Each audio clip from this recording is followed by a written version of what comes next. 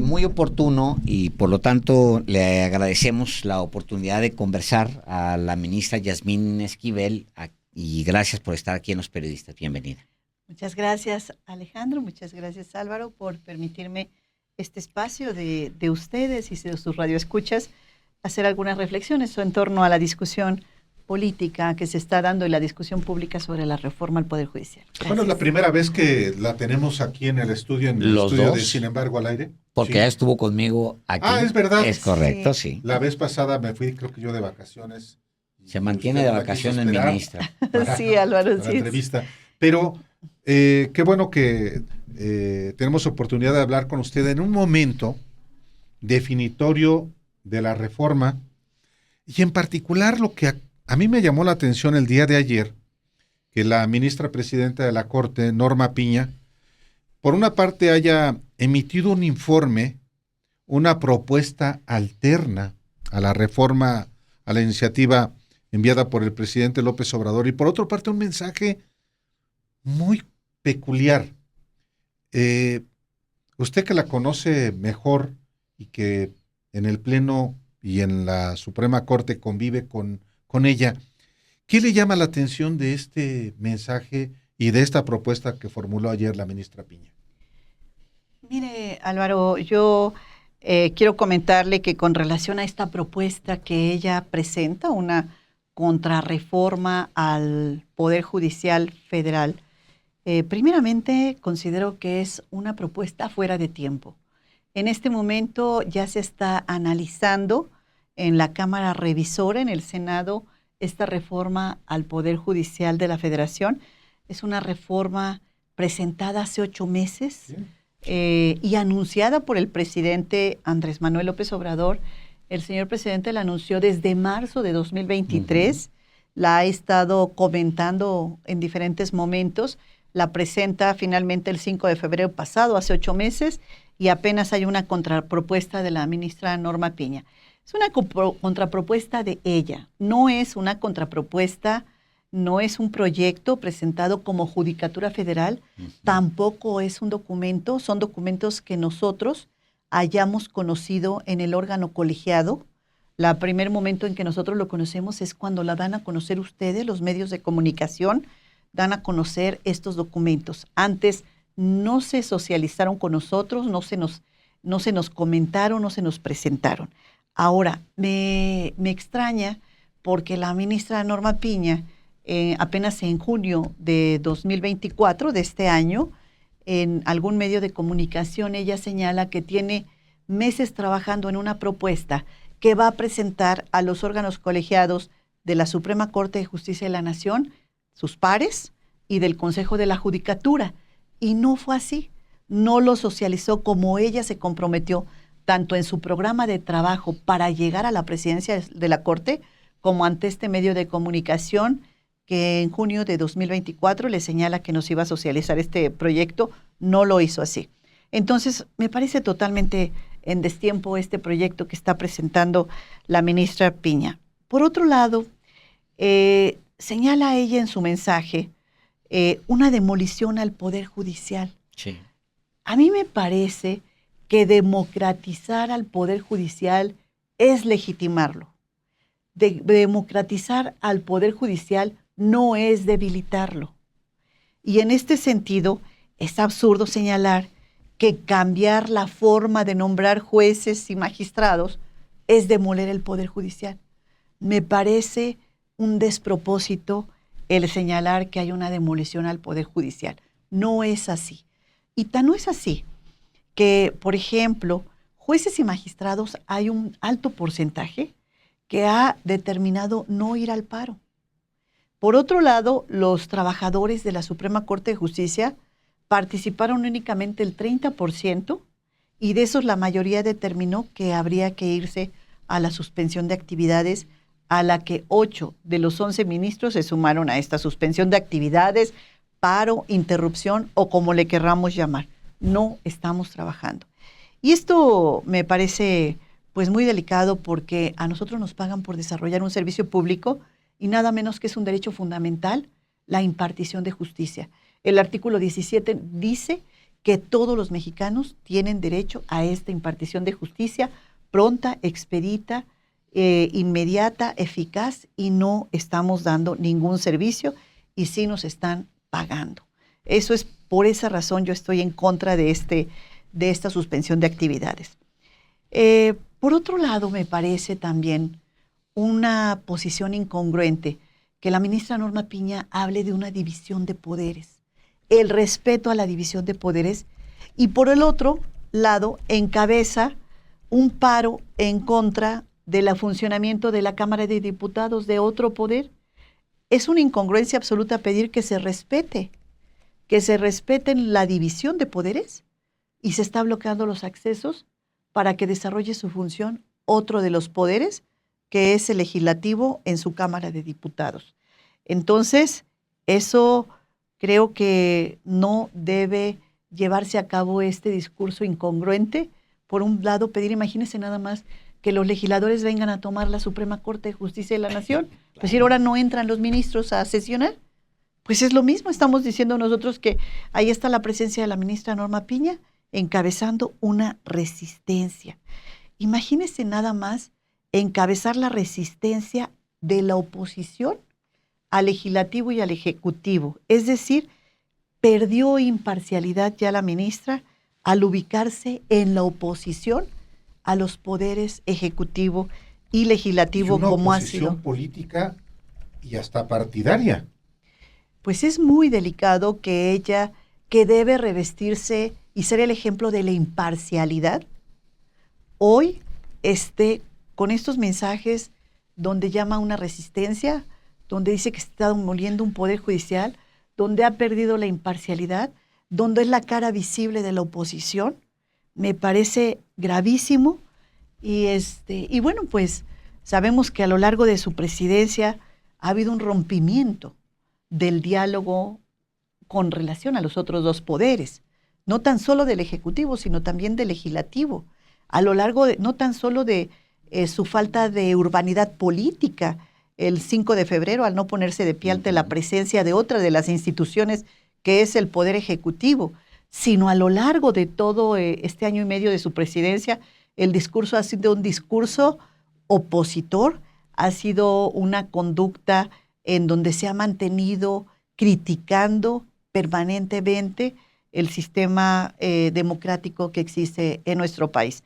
Así lo hizo en Estados Unidos, nada menos que en el mes de julio de 2023, también en un discurso donde critica al posicionamiento y habla de que en los países de Latinoamérica, incluido México, se está dando una posición dictatorial, donde habla acerca, criticando la posición de México en Estados Unidos, con la bandera de los Estados Unidos atrás, la presidenta de uno de los poderes, del poder independiente que debe darle equilibrio a los demás y que debe ser imparcial.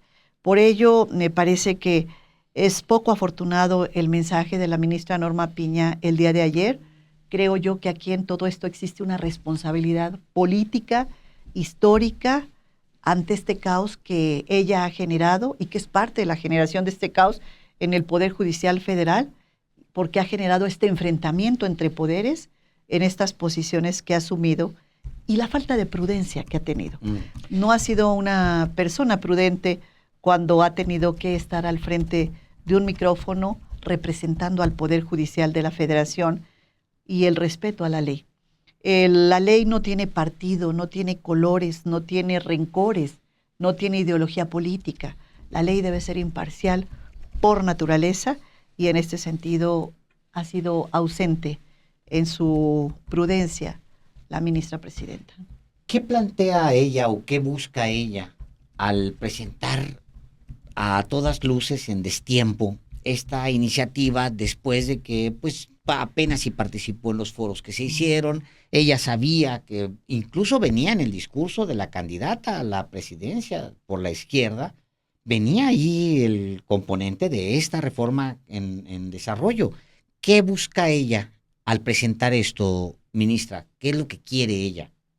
Pues quizá considerarse que ella hizo lo que tenía que hacer, lo que consideró ella de acuerdo a su a su criterio lo que tenía que presentar para no dejar pasar la ocasión. Pero lo cierto es que no existe un proyecto político, una ruta estratégica, un camino a seguir, una posición responsable que pueda dar cauce a estas demandas de los jueces y magistrados. No hay una posición que pueda dar cauce a ello. Incluso yo quiero comentarles que la reforma al Poder Judicial, como es presentada por parte del Ejecutivo, en su análisis en el Poder Legislativo, en la Cámara de Diputados concretamente, se presentaron reservas que fueron aprobadas en la Cámara de Diputados, en el Pleno de la Cámara de Diputados, y estas reservas hablan de lo siguiente que quiero destacar hoy en su programa. Sí, por favor. Muchas gracias, Álvaro. Mire, la primera de las reservas habla acerca de la liquidación de los jueces y magistrados. Es decir, sí, aquellos que no quieran participar, que no quieran ir a las votaciones, que declinen su candidatura, podrán tener una liquidación de acuerdo a lo que marca la ley. 30 días más 20 días por año tendrán esta compensación. Y aquellos que deseen participar y que pierdan la elección, también tienen derecho a esta liquidación. Es importante destacarlo, lo señala los transitorios, el segundo y el 10º transitorio de la reforma a la Constitución de los Estados Unidos mexicanos en materia del Poder Judicial. Y finalmente, un aspecto más es que aquellos jueces y magistrados anteriormente tenían impedimento para litigar. Impedimento para litigar de manera general, al término no podían su profesión, digamos. No podían ejercer. Ahora sí, el ejercicio libre. Circuito. Efectivamente, Álvaro. Lo habíamos Usted platicado ha leído aquí. muy bien la Sí. reforma. Y en estas adiciones que se le hicieron ya en la Cámara de Diputados. Exactamente. Entonces sí pueden litigar, no así en el circuito en el que desempeñaron su función, pero en el resto de los 31 circuitos podrán de manera inmediata ejercer libremente su profesión. De hecho, lo platicamos la semana pasada cuando se hicieron esas reformas, porque decimos, en el caso de la Ciudad de México, que es el primer circuito, pues un juez magistrado que no desee participar en la elección puede trabajar en lo inmediato, después de inclusive recibir su liquidación, puede trabajar en el Estado de México, en Morelos, en Tlaxcala, o en cualquier lugar de la República. En cualquier lugar de la República, con excepción de un circuito donde estaba desempeñando su función y puede trabajar en el resto de los 31 Correcto. circuitos. Sí, es importante hacer esa puntualización.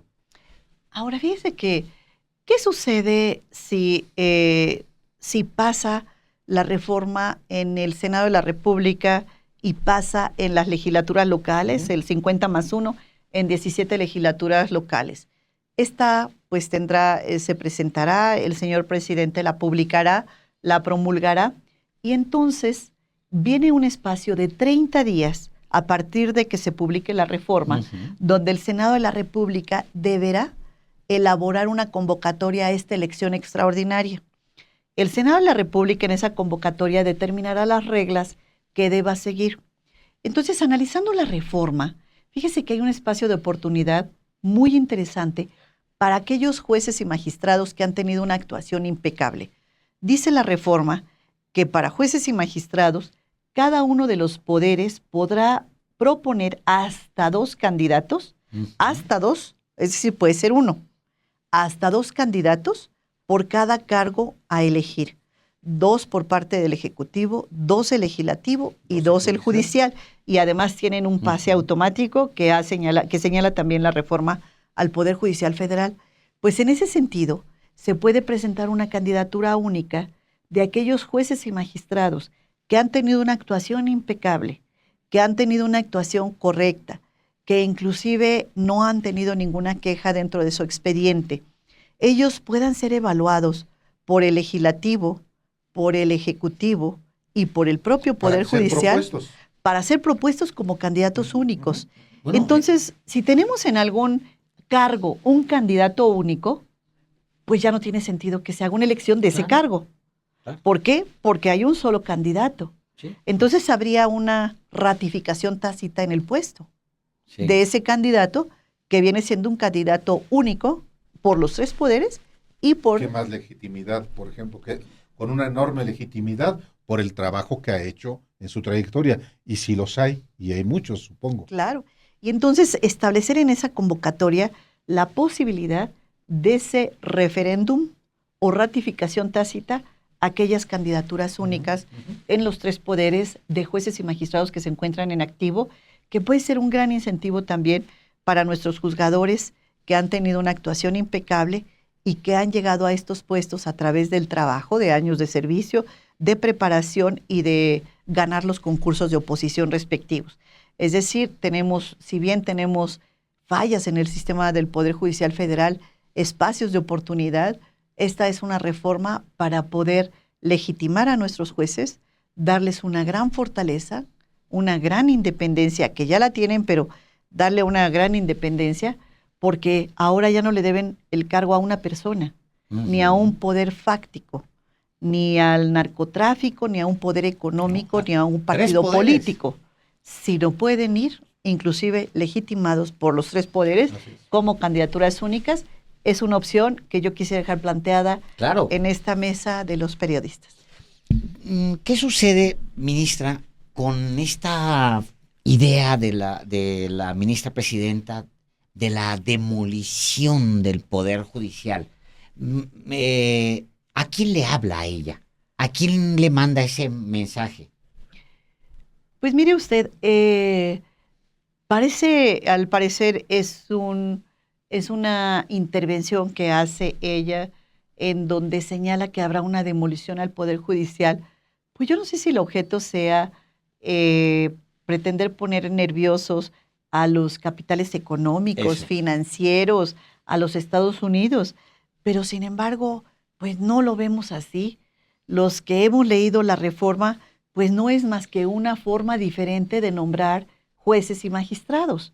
Y eso únicamente en el 50%, en la elección extraordinaria que se llevará a cabo el primer domingo de junio del próximo año. Si no, será únicamente a la mitad. Y de esa mitad de jueces y magistrados, que son 850 aproximadamente, hay que descontar todavía las plazas vacantes. Y el resto es los que tienen pase automático y que todavía, en caso de que avance este tema de la candidatura única, podrían ser hasta candidatos únicos si es que en la evaluación, los comités de evaluación, recordarán que hay un comité de evaluación en el Poder Ejecutivo, uno en el Legislativo y uno en el Judicial.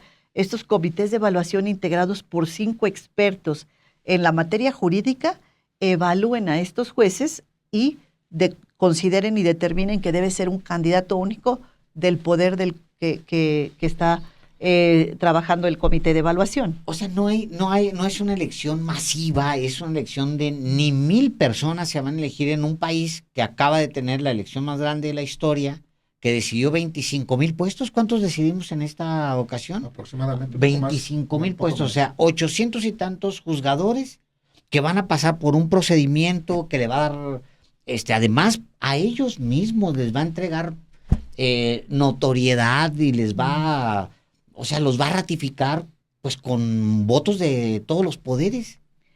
El Instituto Nacional Electoral, que es el responsable de esta elección, sin duda alguna tendrá los mecanismos para que se dé la operatividad de la elección de estos 850 puestos, pero si descontamos los que sean candidatos únicos, pues ya será menos los candidatos divididos en las 32 entidades federativas en la proporción que cada una de las entidades federativas hoy mantiene a jueces y magistrados.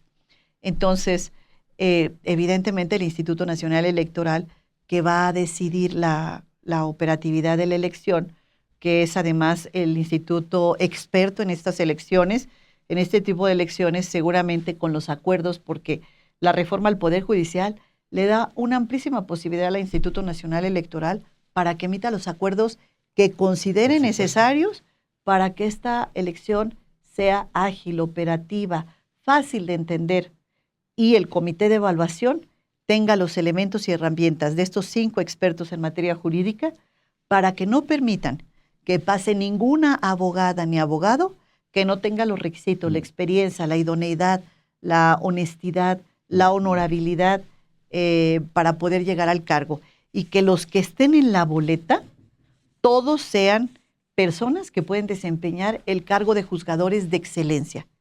Ese es el compromiso de los que van a integrar los comités de evaluación, que todos los que están ahí anotados tengan todas las características para desempeñar desempeñar la función con excelencia. Ese es el compromiso. Ministra Yasmín Esquivel, ¿quién ha fortalecido, quién arropa a la ministra presidenta Norma Piña? Las ministras y los ministros de la Corte, no sé si hay un bloque que la respalda, o la han fortalecido en realidad los partidos de la oposición, los académicos de la oposición, los intelectuales de la oposición. ¿O es una mujer en realidad sola que por eso actúa de esta manera? Mire, hay una falta de diálogo sin duda alguna al interior del órgano colegiado. Cuando llegó la ministra Norma Piña, pues ofreció que se iba a mantener y determinar las decisiones más importantes del Poder Judicial Federal iban a pasar por el órgano colegiado, por sus pares, que somos 11 en total, los que integramos la Suprema Corte de Justicia de la Nación. Eso no se ha dado. Tan no se ha dado que los documentos entregados ayer, apenas tuve oportunidad de leerlos el día de hoy muy temprano, revisar, hay 60 y tantas propuestas, de las cuales se hace, no hay un análisis en todo el documento, un análisis crítico del Poder Judicial Federal, qué somos y a dónde vamos y cuál es la propuesta para que mejoremos. No hay ese análisis crítico, hay la ausencia del mismo, algunos datos que se llegan a dar, que hoy destaca la señora presidenta electa, donde menciona que hay un 40 y tantos % de personas que dicen haber tenido, que tienen un familiar al interior del Poder Judicial Federal, pero no hay un análisis crítico y una propuesta. Apenas alcanza a tocar 2 o 3 propuestas al interior del Poder Judicial Federal y habla de otros aspectos, del aspecto de seguridad pública, el aspecto de las víctimas, aspectos que no nos corresponden al Poder Judicial Federal. Claro. De cambiar las políticas. Las políticas económicas. Sí. Habla también que son unos encuentros en materia de seguridad, unos foros de encuentros en materia de seguridad. Nosotros no tenemos facultades para hacer estos foros y hacer este tipo de abrir para que todas las personas nos digan cuáles son las opiniones sobre los temas de política pública. Sí. No es nuestra función. Sin embargo, bueno, presenta en ese sentido este proyecto, el cual no conocimos anteriormente, que el día de ayer a la hora que se estaba distribuyendo por las plataformas de los medios de comunicación. Sí. Hay un planteamiento. A ver, adelante, no, señor. Perdón, la pregunta es también. Sí. Y hacia afuera, fortalecen a la ministra Piña ser la resistencia de la oposición.